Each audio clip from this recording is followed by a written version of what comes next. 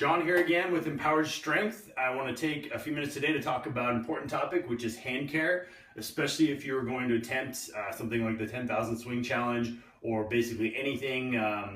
Like today I'm doing swings this morning, and I'm working in doing some Olympic weightlifting this afternoon, so I really need to take care of my hands today.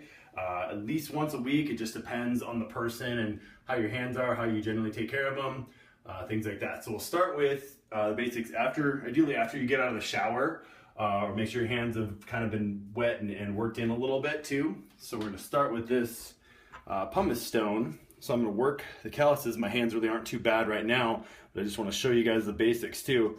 Working that pumice stone in a little bit too. Get rid of some of those top layers.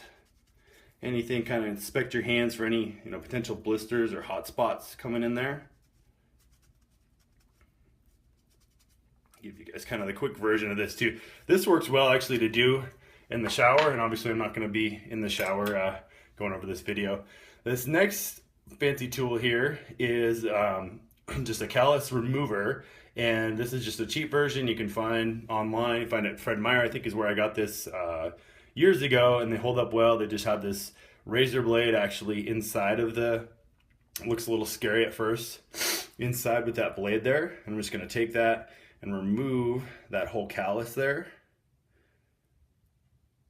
Calluses are definitely a sign of hard work, but in a rite of passage, but we do want to remove that whole area. So we got a nice smooth spot there. Awesome to see some chunks of skin coming off there.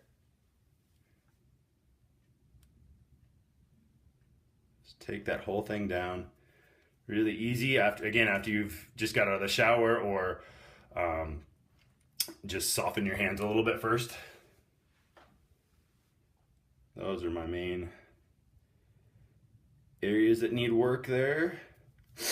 You can go over them again and again, give you the quick version of that. You just want to be careful with that a little bit. It's really almost idiot proof, I think. I've never had something where I've taken something too far down or cut myself, maybe if something was already blistered up.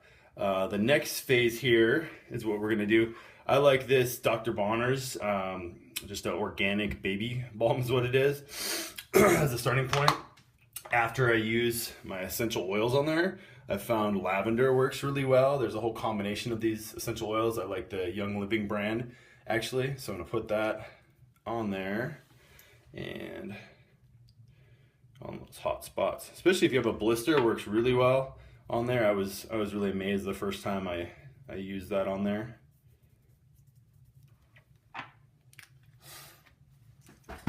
Quick version. And then this baby balm, you can also use corn huskers, works really well. Any kind of lotion at a minimum before you go to bed, ideally every day, especially the day after you did your callus splints. This is a nice, just a basic balm here.